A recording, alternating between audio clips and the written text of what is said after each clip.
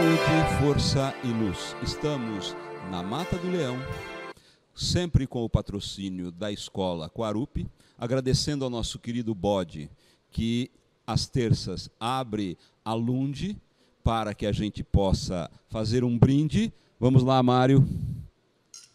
Prost. O brinde hoje é especial. Estamos aqui com um dos grandes empresários da cidade de Sertãozinho, uma pessoa que engrandece a nossa cidade, que muito fez e ainda fará muito mais ainda pela cidade, de uma família que é de gente trabalhadora, honesta, como toda Sertãozinho conhece. Então eu gostaria que o Mário começasse falando um pouco da vinda, ele me disse nos bastidores, do bisavô dele, dos Garrefas e do que ele sabe da história da família dele e dele próprio. Por favor. Um prazer, professor, estar aqui com vocês, né, para poder contar um pouco da nossa história, né, de como nós começamos e como nós entramos no setor industrial, né, e nessa área empresarial. Eu sou da família Garrefa. A família Garrefa é tradicional aqui da cidade de Sertãozinho, né? Meus avós vieram da Itália, mais propriamente da Calábria.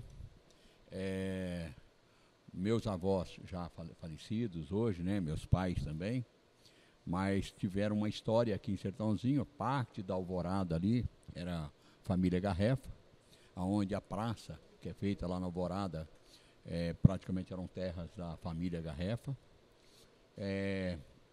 Mas uma família humilde, simples.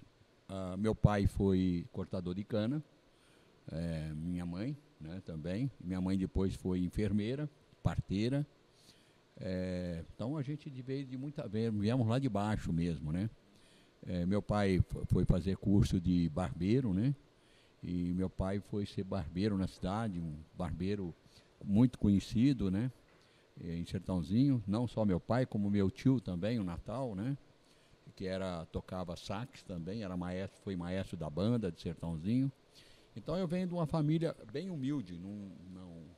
Nós não nascemos com a coisa pronta, não, né.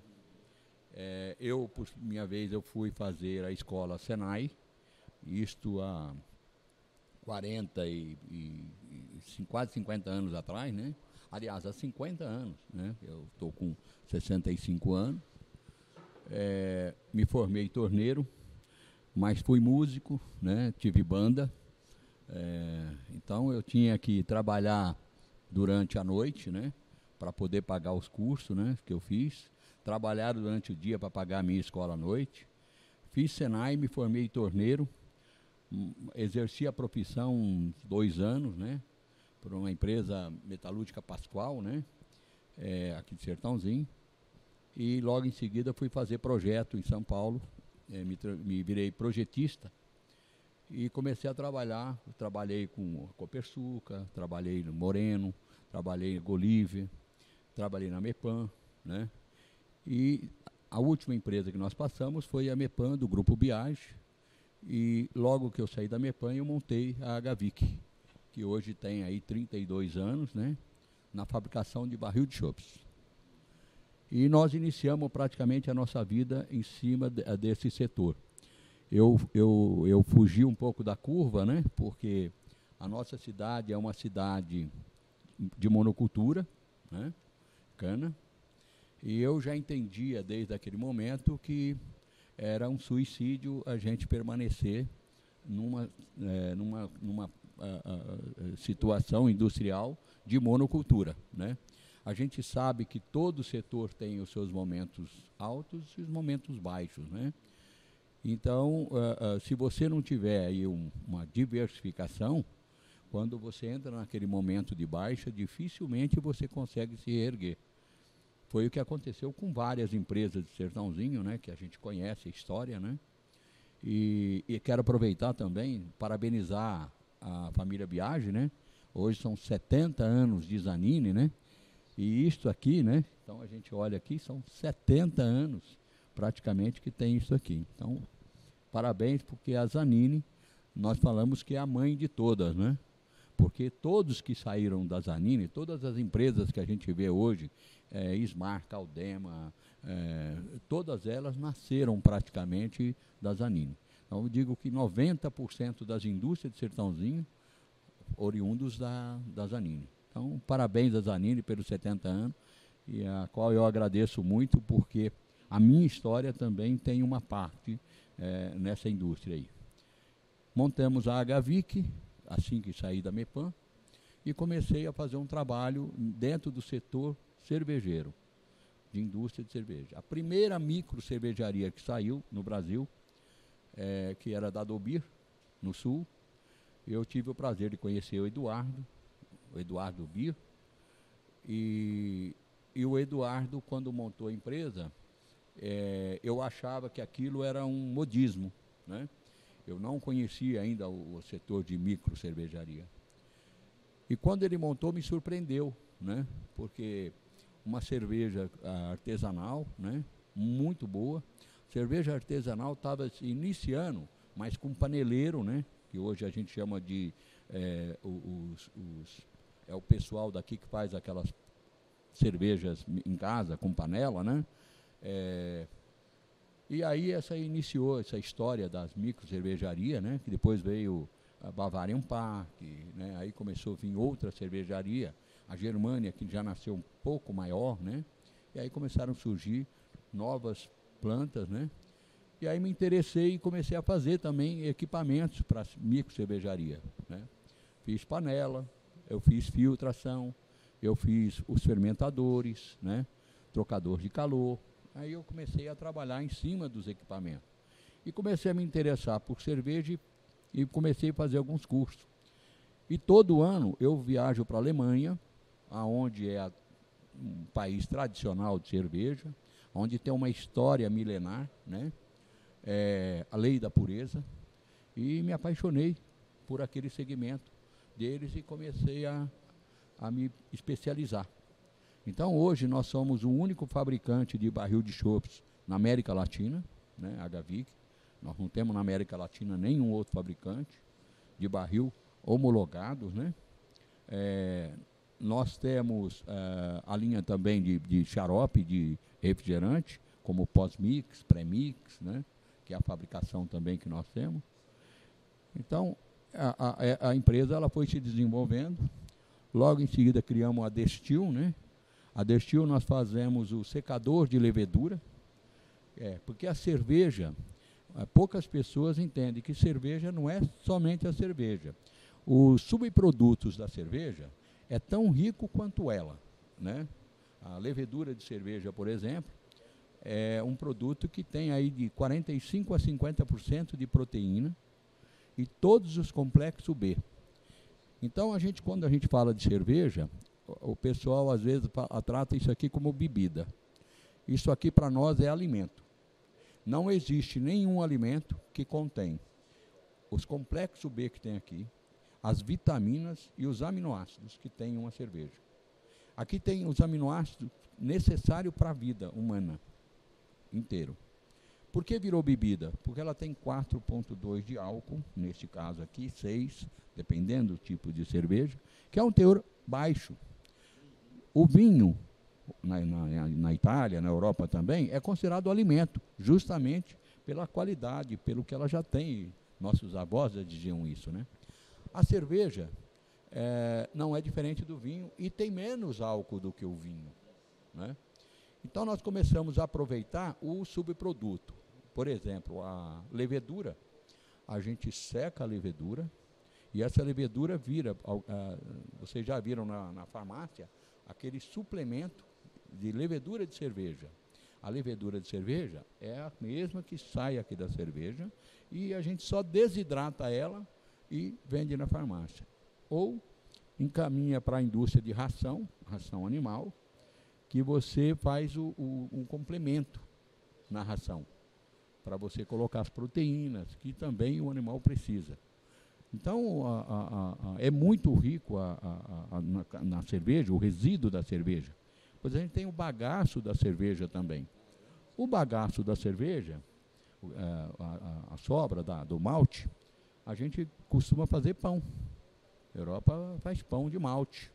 E o pão de malte é muito saboroso, é muito bom.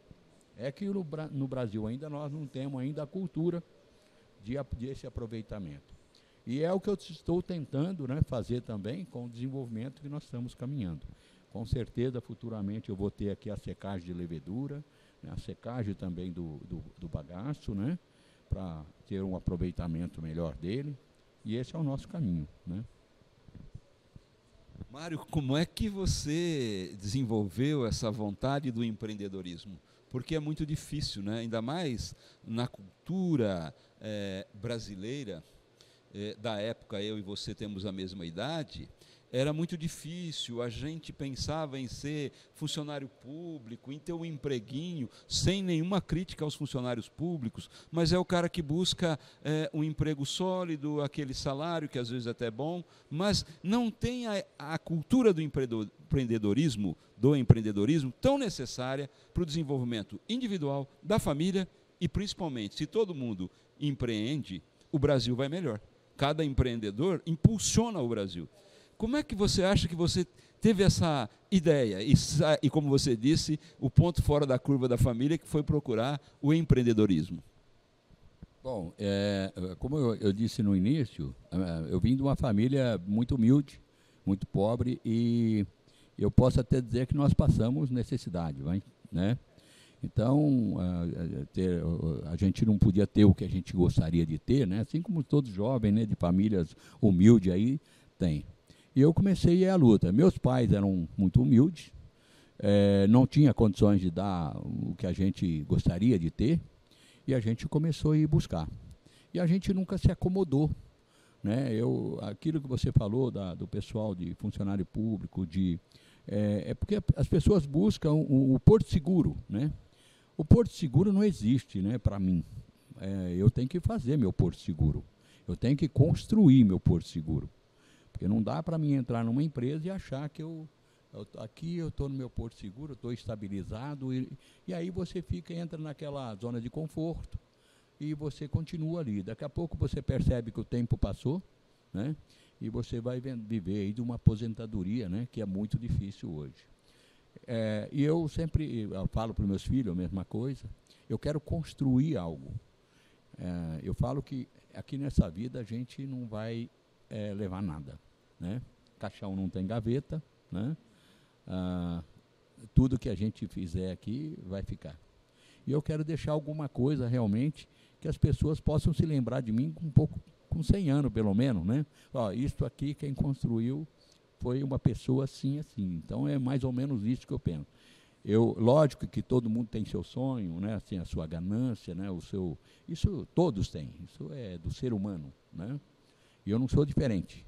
Porém, eu não tenho apego. Eu não sou apegado em recurso, em dinheiro, né? O que vem para mim, eu construo. Eu tenho uma casa muito simples, né? As pessoas às vezes falam, Mário, você tem muito. Eu não tenho recurso. Os meus recursos são investidos praticamente em capital. Nós temos aqui a Mata do Leão, a Gavic, a Fox, a Destil, e nós temos mais 2 empresas em Ribeirão Preto. Nós temos o Barlund e temos a fábrica em Ribeirão Preto. A gente hoje gera de emprego mais ou menos em torno de 150 a 200 empregos direto, né? E depois a gente tem também os empregos indiretos, né? Que é os distribuidores, né? São o pessoal de representantes. Então, isso me dá um prazer muito grande, né? Não só de me preocupar só com a minha vida, né? Com a minha construção, mas aqueles que estão em volta da gente, né? Das pessoas que precisam. E se Deus, acho que me deu essa vontade, né? E esse dom de poder criar, de poder desenvolver, então eu aproveito para desenvolver o máximo que eu posso. A minha missão é esta e eu quero fazer ela da melhor maneira possível. Eu tenho certeza que a frase do Tancredo Neves serve para você.